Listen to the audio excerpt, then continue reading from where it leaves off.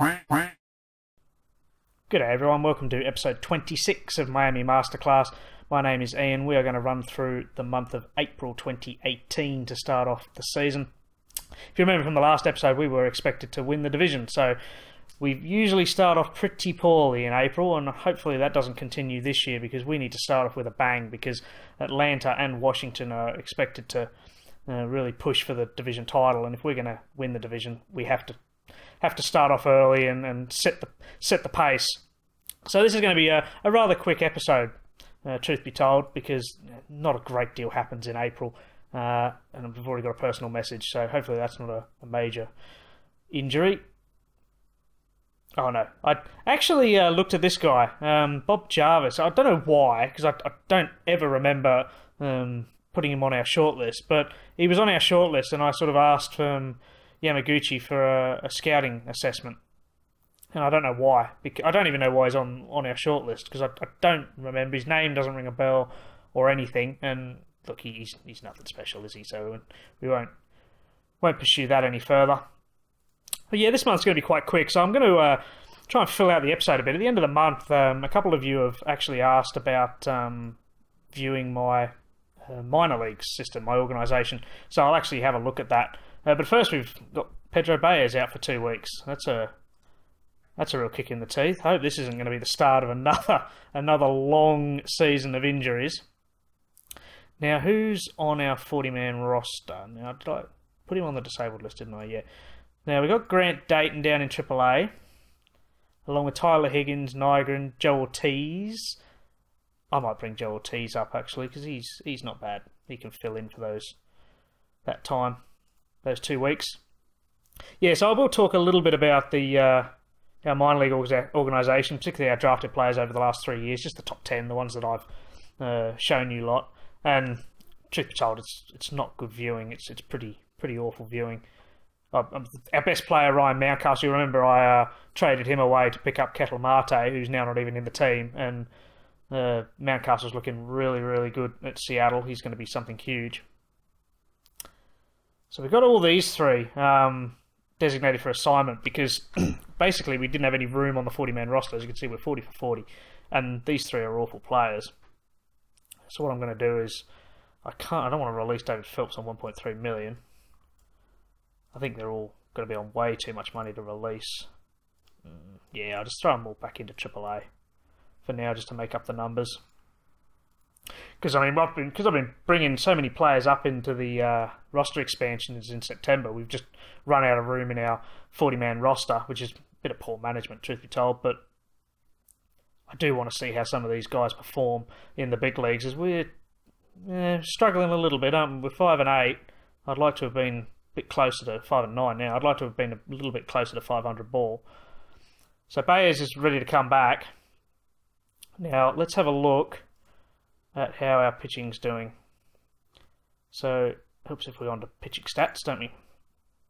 So Joe Ortiz has been costing us.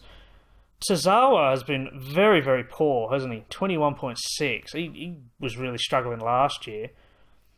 And Dan Slani has found the going a little tough. I didn't really expect that. Aaron Blair too. Hopefully they calm down a little bit. I kind of expected this. Joe Ortiz, he can go back down to AAA. But I kind of expected this, because these guys are so young, I wasn't expecting them to come in and set the world on fire. But I did expect them to do fractionally better than they did. Well, they have done, I should say. So hopefully, towards the end of the season, we'll actually start to pick up a few more wins once they sort of settle down and be capable, I should say, of holding their own. But it looks like we're going to run out the month of April in quite poor fashion. So we are... Oh, no, we're 500. Oh, you know what? I'll take that. I will take that. Philadelphia have started off with a bang. They were predicted to do very poorly. I think they were only predicted to win 60-odd games, and they've started off 13-7. So I do expect them to start falling down the table, because they've done that. They did that last year, I think. They were sort of hovering around second and third, keeping up with us, and then they drifted well away. But Washington are really struggling there. Look at that, 6-14. Cincinnati are still appalling in that division. God, I wish they were in ours. That'd make life a lot easier, wouldn't it? Atlanta, though, 11-9. That's not too bad. Again, it's too early to talk about to talk about our team in any sort of detailed fashion, because it's early days, isn't it? It doesn't help when you lose Pedro Baez early. So we'll have a quick look at the stats for the month, and then we can talk about our minor league organisation. So Aaron Blair, he has improved ever so slightly. How did he get on in his debut? Let's have a look. Game log. So his first game, he played Boston. He lasted 4 innings, but he gave up 7 runs on 4 hits. Yeah, but 5 walks, 2 Ks. Yeah, he hasn't lasted long. But see, then he came against Washington and he did last six innings only a couple of days ago. So that's quite encouraging. So yeah, he's improved. I mean, it's like I say, he's very young still. This is his first big crack in the majors, as you can see. So I'm not expecting him to come in and start throwing, complete game shutouts or anything like that. Truth be told, I expected him to do a little bit better than he did, but it's early days, as I keep saying, so I'm not going to hold that against him. Madison Bumgarner, he's struggled a little bit this month too. Adam Conley, though, how good is this guy? ERA of just 1.67. His whip is well under 1. He is really good. Oh, amazing. And he's on next to no salary either, and he's only 27, nearly 28 actually. He's fantastic. But he hasn't had a winning decision yet, so that's concerning. But he has gone deep into most games, and yeah, hasn't actually picked up a decision. So it shows that our team's struggling for runs. Jose Fernandez, though, has also improved. I remember in spring training he had an ERA of 7 point something or other, but he's come back into the regular season and carried on where he left off a couple of years ago. And Ivan Nova, he's just treading water, as I keep saying about him as well. He's not bad, but he's not fantastic. He's a good 5th man to have in that rotation. In fact, Gary Jones has bumped him up ahead of Aaron Blair, unsurprisingly. Pedro Baez, of course, he was injured for 2 weeks, so we don't have much to talk about with him. He's made 3 appearances, hasn't done a great deal, but he hasn't given up any runs. Yarlin Garcia, he's way over what he was. Oh no, I tell a lie. I'm thinking of Yimi Garcia from the Dodgers. Yarlin Garcia, yes, he hasn't played in the majors before, so 5.59. I'm not too disappointed about that. I would like to see, a little bit of an improvement there. The Yimi Garcia from the Dodgers, that's who I was originally talking about. He went 3.72. How's he getting on with Ks to walks? 3.5. That's not bad, and his ERA is over 100, so you can't really complain too much about that. I mean, talking about ERA plus, Aaron Blair 41. That's very poor. Tanner Shepard's 4.15. He has declined a lot, hasn't he, over the last couple of years? He just lights out for us in 2015 and 16. 2017 was a bit of a blip in his career, I thought, but he seems to be heading south now since he turned 30. Dan Slania, though, he's that one that we picked up in the Rule 5 draft from San Francisco. I kind of expected him to do a little bit better, but yeah, I mean, it was a gamble, and I don't think it's paid off.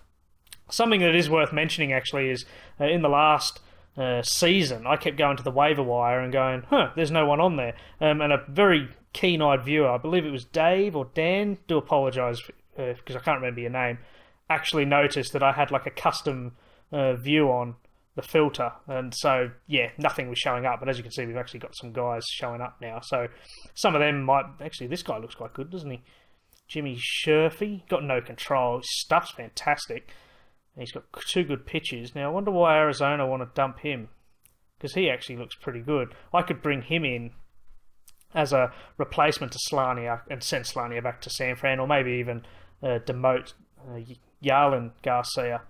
So you know what? I will do that, actually. I'm going to make a claim on this guy, because when we go back, and we don't want all of the players, do we? Let's go back to the pitchers. Yeah, Yarlin Garcia, perhaps he is a little bit out of his depth. We can send him back. We're not going to lose him like we will with Dan Slania. But then, should we just get rid of Dan Slania? Let me know in the comments what you guys would do in this situation. Because if we lose Dan Slania, he's going to go back to San Francisco. And you know what? He's pretty good. He hasn't actually played in the major leagues, because he does need time to bed down and settle. And like I say, is it too early to be making decisions on a player like this when it is only the end of April?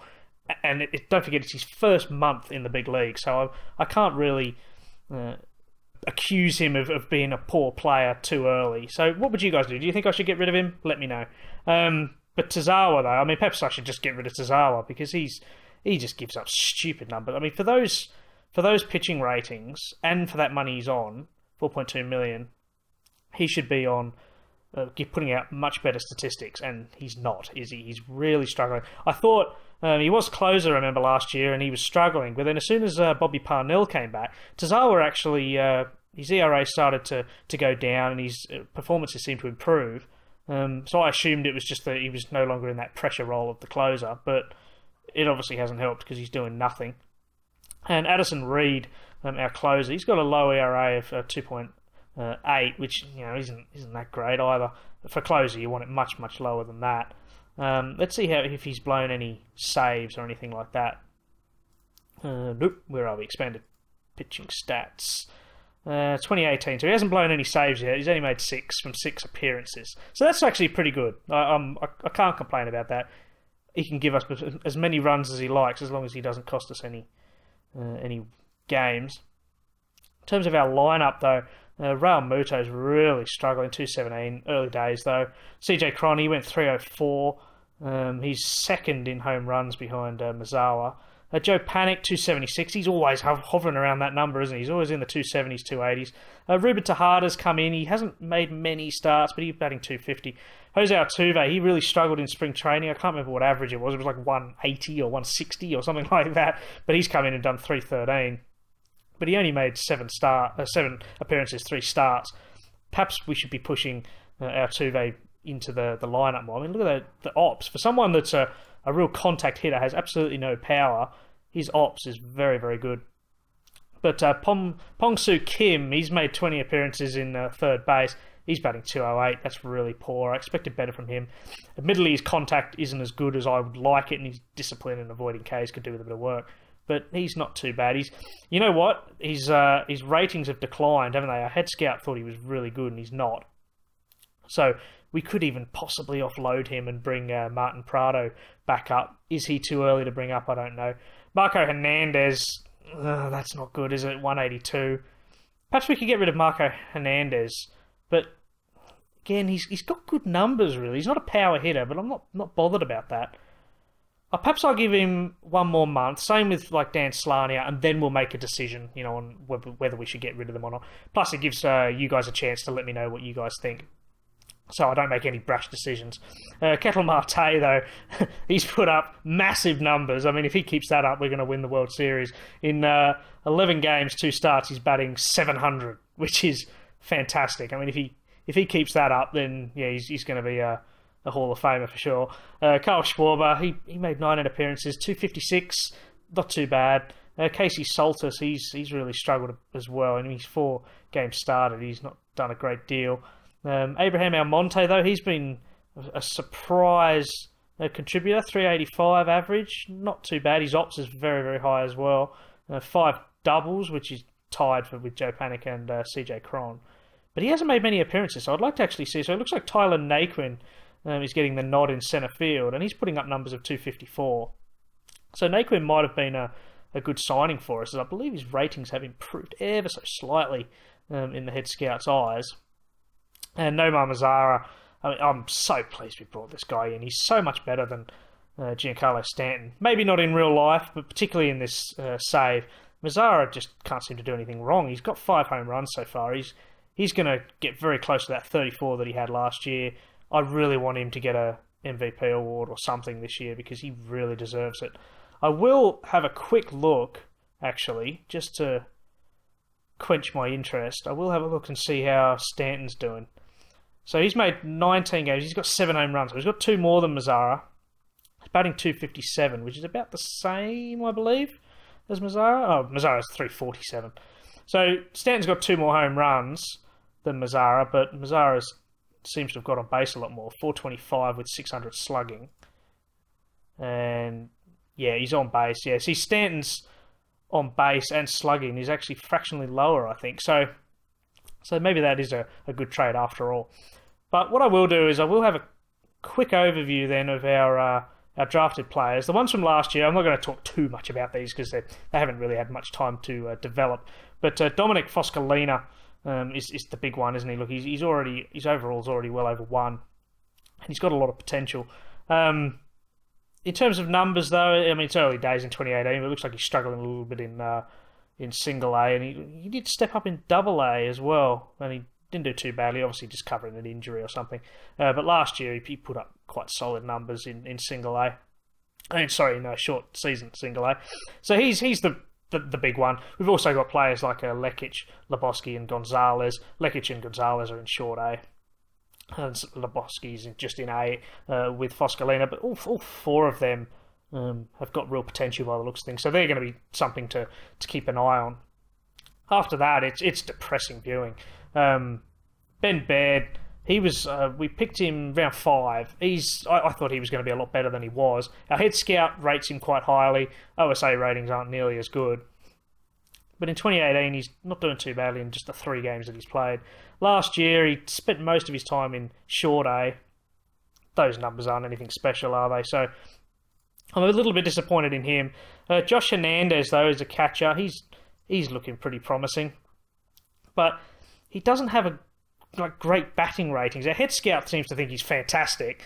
OSA ratings have him, almost off the chart poor. But he's worth looking at, possibly. I mean, his numbers haven't been too bad, have they? In 2016, he sort of went 260, 270. And then in 2017, about the same, really. So I expect a little bit of improvement from him this year. But he's only 19, he's nearly 20. So he's one for the future, certainly, because he's also got competition from this man, Ryan Orr, who our head scout has rated very, very highly. But, there's not much I like about him. He's got good home run power, good discipline at the plate potential. But he's another one whose numbers haven't blown the charts away, have they? I mean, hovering around 250 last year. 2016, he did very well. He went 309. But, yeah, I expect to see a little bit more from him. And then when we go back to 2015, which is obviously the very first draft that I took charge of, the standout is Ryan Mountcastle. And you'll remember I traded him away for Ketel Marte, which, I think that was... At the time, I thought it was a great idea, but unless Marte bats 700 for the year, I think Ryan Mountcastle is going to be a slightly better player, and it pains me to say that. He looks very, very good. He could almost step up into the big league now, couldn't he? I mean, he's got great contact. I mean, once his home run power goes up and his discipline improves a little bit more, even if nothing else improves, he's going to be a fairly decent shortstop. So, yeah, I'm a little bit disappointed to get rid of him. Again, one of the eagle-eyed viewers said to me a while ago that Mountcastle was a very, very good player in his save, and so I should have listened to him, but I didn't because I'm an idiot. So Ryan Mountcastle's now with a rival. I might even look at perhaps trying to pinch him back because he looks very, very promising. But otherwise, it's poor viewing, isn't it? We got William Aguila. He ended up in the free agency. I believe from memory... he went to Baltimore. Yeah, he did go to Baltimore. We released him in 2017. Baltimore picked him up a few months later, and he didn't do a great deal in Baltimore either, so it doesn't look like he's going to be in this game much longer. Dayton Dugas is another one. He retired. Right fielder. I thought, from memory, I can't remember now because it's obviously been good sort of 3 weeks ago. I'm pretty sure I thought this guy was a bit of a gamble anyway, but I'm really quite surprised at how quickly he slumped, because in 2015 he made 51 starts and went 259, quite promising. Then 2016 in the rookie league he went 266, quite promising. Then all of a sudden he just dropped off the face of the earth and he retired. Now, admittedly, my assistant handles the vast majority of movements in the minor leagues. I sort of keep an eye on them here and there offline, but I don't tinker too much. So I quite like the fact that sometimes good players, get released and leave even though they never had the opportunity to realise their full potential. But the fact that no one else picked him up and then he was forced to retire, I find that quite strange, because I think he was quite good, really. He was putting up solid numbers. Admittedly, it was only in short A and rookie league, but let's not forget he was very young. So, yeah, bit disappointing about him. But other than that, there's not a lot. Brandon Hill, we picked him in the second round. He's still got a little bit of potential there, but, I mean, it's all yellow bars, isn't it? Not expecting a great deal from him. he started this year. He's batting 2.22 in single A, and double A did very well. Again, obviously covering, played 3 games, but single A, how do you bat 2.22? He should be doing a lot better. So that's disappointing. Anyone else that really deserves a mention? Howie. I mean, he's still in the rookie league, and he's nearly 20 years. He's nearly 21. He should. I mean, we should be releasing him. I think the only reason we're keeping him is because he's got good speed and base running ability. Matt Kroon. He hasn't disappointed me, but he hasn't thrilled me either. OSA ratings have him very average. Head Scout seems to think he's quite good. But I can't seem to find anyone. I can't use him as trade bait. When I've been looking at trades, I sort of throw Matt Kroon in thinking, hey, you know, he's pretty good, isn't he? Take him. But everyone sort of goes, no, you must be joking. He's awful. So I don't know why the other teams don't see anything in him, because I think he could be, you know, a slightly above average third baseman. I don't think he's going to sort of feature in our team necessarily in the future. But I think if we released him, I'm pretty sure another team would pick him up. But in saying that, in 2018, he's had a very slow start, 164 in single A. At 21 years of age, he should be sort of pushing for double A, and he's clearly not ready for that. So he needs to improve a little bit. But again, a head scout seems to think he's got a lot of potential there. Ryan Mountcastle we talked about, and we're going to never talk about again. But Dylan Paulson is the last one. Picked him in round 7.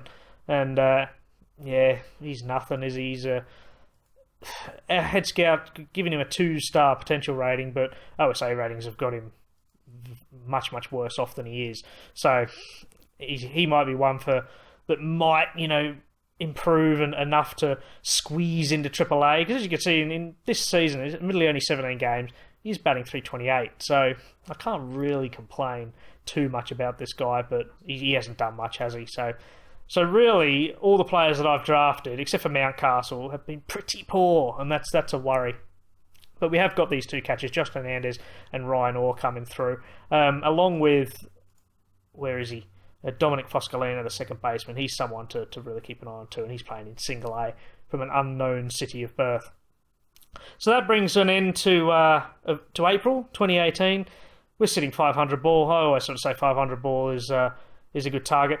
We've actually had the opposite effect from last year and the year before and the year before that. I think you may all remember we started off the month fantastically, and then we sort of went on a 7-game losing streak. This year we've done the complete opposite. We've started poorly, but then finished the month really strong. So let's see if we can continue that winning run and start to try and close the gap on Philadelphia. Until tomorrow, thanks for watching, guys.